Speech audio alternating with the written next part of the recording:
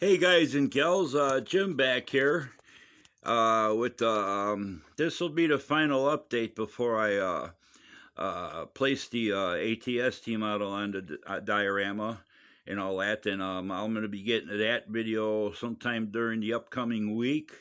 I plan on doing it outdoors in natural sunlight with a natural type setting in the background and all that, rather than doing it in the house with other stuff that interferes with it. But it's pretty much finished up. Finished up my grass clumps, my ferns and everything. Now the ferns in the foreground, I made them a little shorter, kind of like new growth and stuff like that. I got all different lengths in there and all that. And stuff. My grass clumps, it's pretty much spread out here and there and all that. I didn't want to, clutter it all up and stuff. It's like, just either grass clumps or weed growth or whatever you want to call it and stuff. And I made them different heights and stuff. If you want, if you're not happy with it, I just use the tips of the brushes too. I don't go down the bristles after I cut off the tops of them because these are a little bit finer towards the tip, so that's what I use. But if you want, you can go and always clip them down shorter if you like and everything like that. But I'm gonna leave everything just as it is. I think it looks just right and stuff. Um, like I said, I got my tree here where I did a little root detail and stuff. Up in the side, I got a little vine hanging down off of it and stuff like that. I thought that'd add a lot of interest to it. We'll give her a little little shot there. The cave area, as you can see, I got a couple. There's one little I use pieces of the roots now, regular dried roots from small, small roots, dried roots from small trees and stuff. um got one growing up through a crevice with some moss around the base. There's some moss around the crevice between a couple of the rock castings there. So you can see I got like you see a lot of times, like cliffs where they got a dead tree or even a live tree, and it's growing with the exposed roots and everything, and they kind of crawl underneath that one rock casting into the cave and hang down, and everything gives it a real natural look like that. Over on that side of the cave, I got right in the crevice where the hillside comes down. I got another dead tree out of roots and everything, and I got the roots exposed, kind of hanging down the hillside and everything.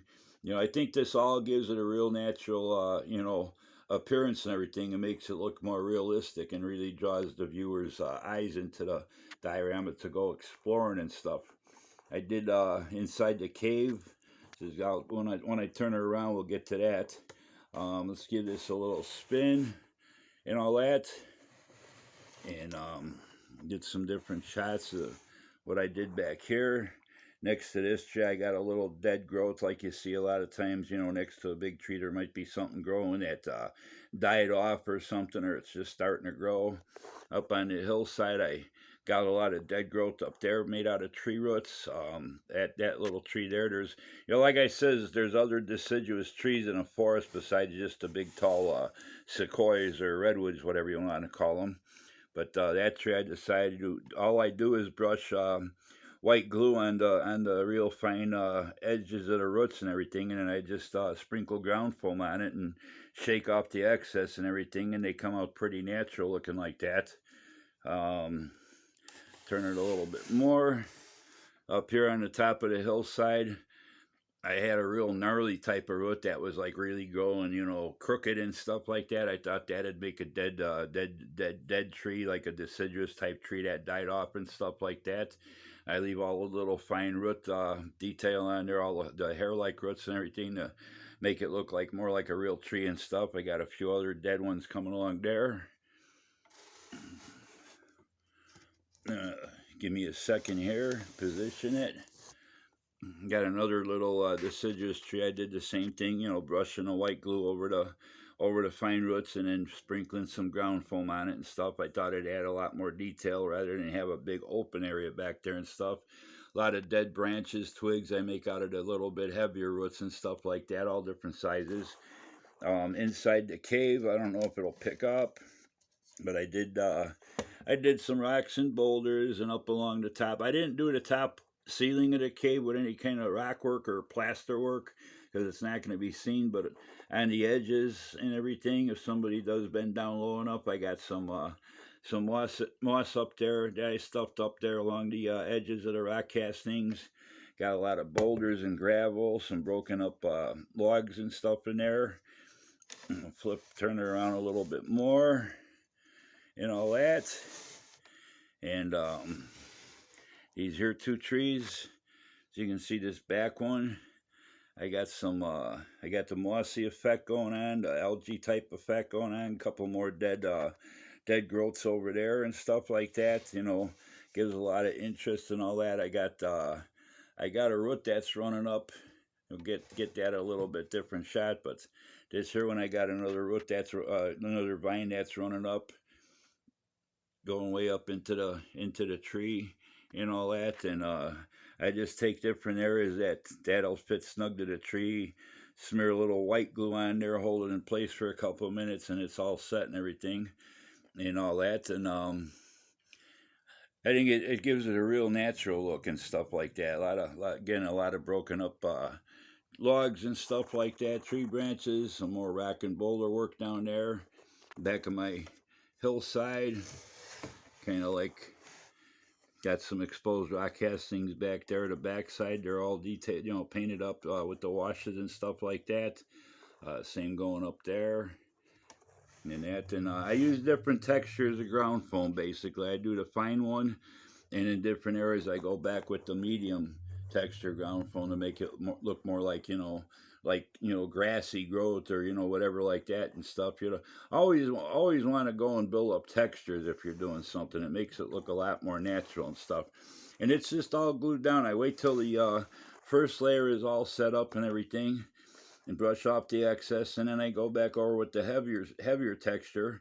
And same thing, I just smear white glue. I don't do anything fancy with any kind of applicator or nothing like that.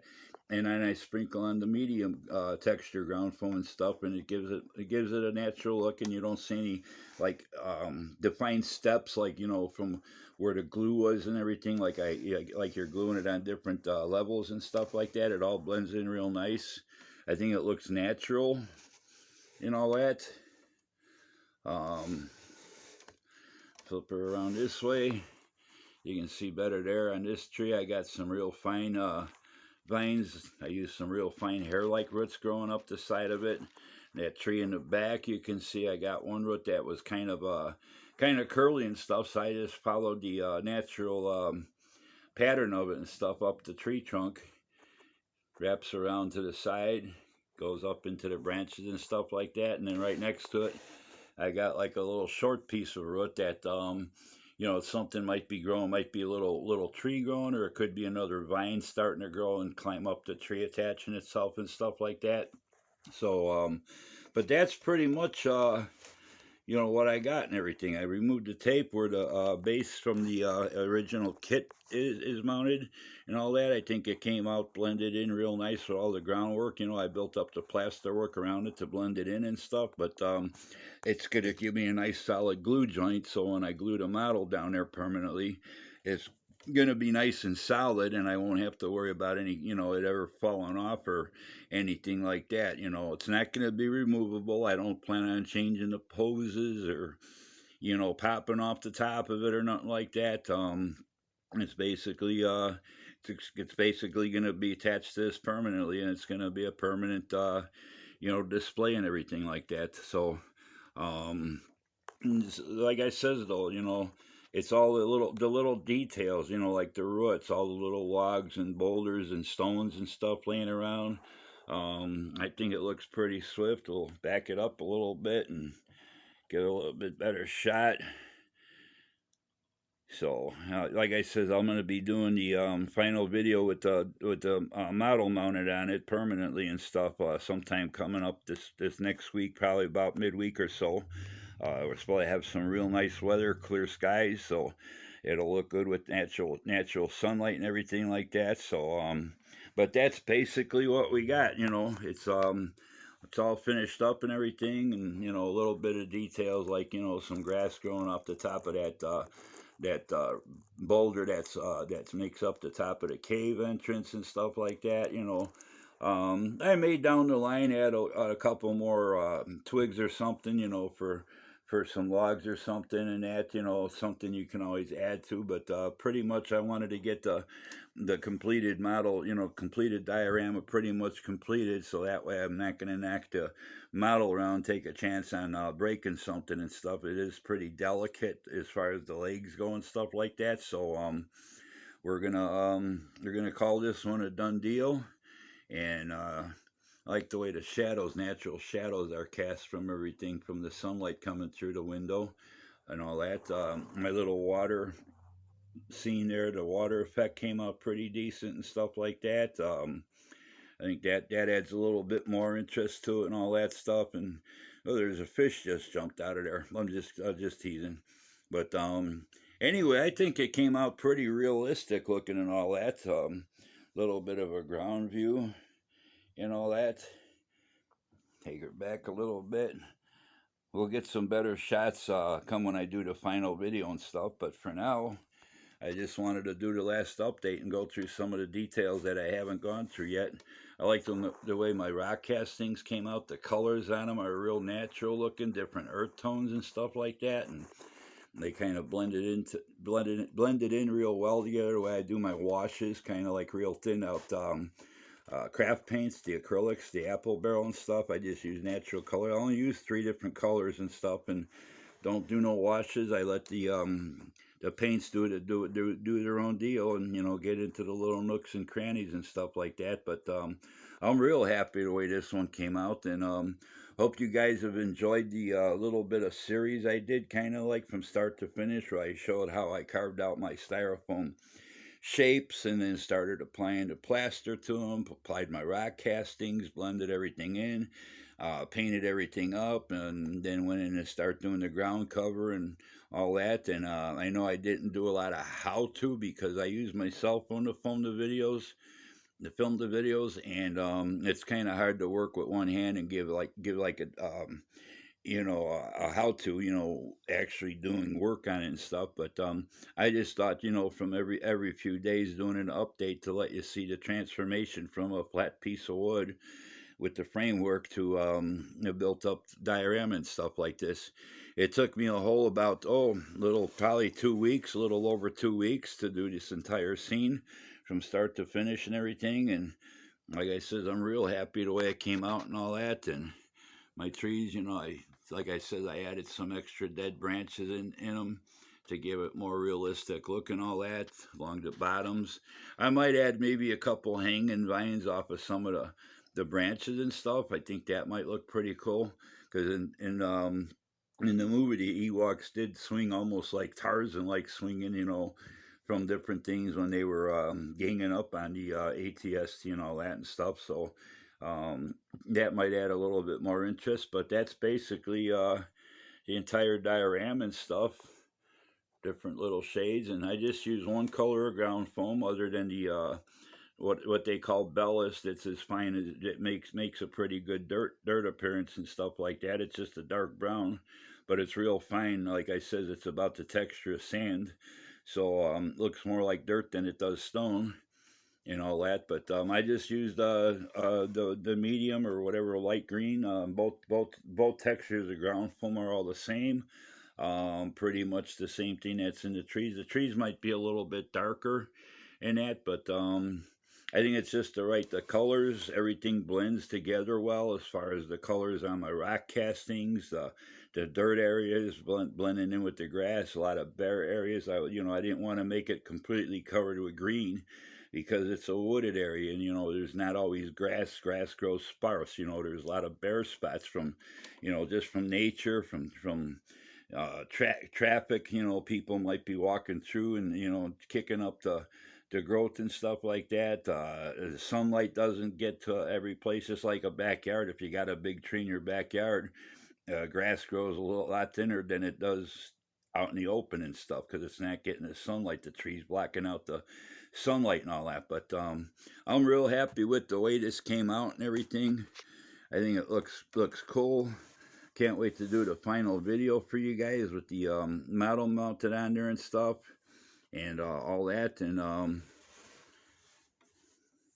got a lot of friends I want to show this off to that are anxious to see it and stuff. They've seen some you know, some still photos of the progress and everything. But I got a lot of people that really want to see this and stuff. So anyway, that's gonna do it for this video. I appreciate everybody watching and following along with it. Hope it was helpful to some of you modelers that might not be familiar with making a diorama, and kind of gave you some ideas, a little bit of step by step. Um, Thanks to all my subscribers. Thanks to all my new subscribers. Thanks for all the great comments you guys been leaving me. Thanks for hitting the like button. And like I said, if you ever got any questions, you don't feel like leaving them on the YouTube comment section, I leave my email in the descriptions on all my videos, so feel free to get a hold of me, and I'll get together with you and answer your questions, on my email, stuff like that. I don't do any kind of other social media, so that won't, that won't work out and stuff. But I do, emails and stuff like that. So, but anyway, in between this, and I got a couple other builds. The bases are ready to start working on for some other Star Wars kits that I did do videos on. I'm going to be doing a build that I'm dedicating to a fellow modeler, Jim Heckman, who's going through some hard times. I'm working on the 1989 Michael Keaton Batmobile. I started working on it today, drilling out the dashboard gauges and all that kind of stuff, making up my stuff to mount LEDs for the turbine, the headlights, the tail lights. I'll be doing a lighting deal on that. Be doing a little display base, something basic, not as elaborate as this, but I like to have a little display base. It's the release that came with the resin Batman figure too, the Michael Keaton Batman figure. So that's gonna be pretty cool.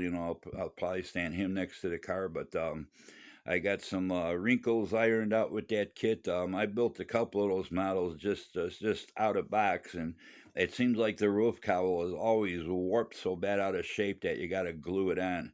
I finally got this one straightened out to the point where I can just set it on there. It fits just right, and I'll be able to remove it so you guys can see the interior lighting and stuff. But I'll be working on that in between. It's not going to be like a 1, 2, 3 day after day deal, because I'm working on some other bases that are finally at the stage where I can start finishing up and mounting the models and doing the final videos on them too. So, but basically, that's gonna do it for this one.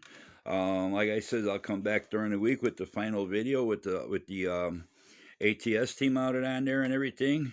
And hope you guys have enjoyed this, and I hope it's been helpful to a lot of people, whether you're a beginner or a seasoned modeler and you just want to get into making dioramas and stuff like that. It doesn't take a lot. Most of it's just make it look natural. Like, that's all I can say. Go outdoors, go to a state park or a wooded area or whatever you're modeling. Go someplace and check it out in the real world, and it gives you a lot of ideas and stuff what you can do there. So till the next time, everybody stay safe and healthy, you and your loved ones. And we'll talk to you this week with the update, the final video on this diorama. And we'll see you soon. Have a good one, and we'll talk to you. Bye.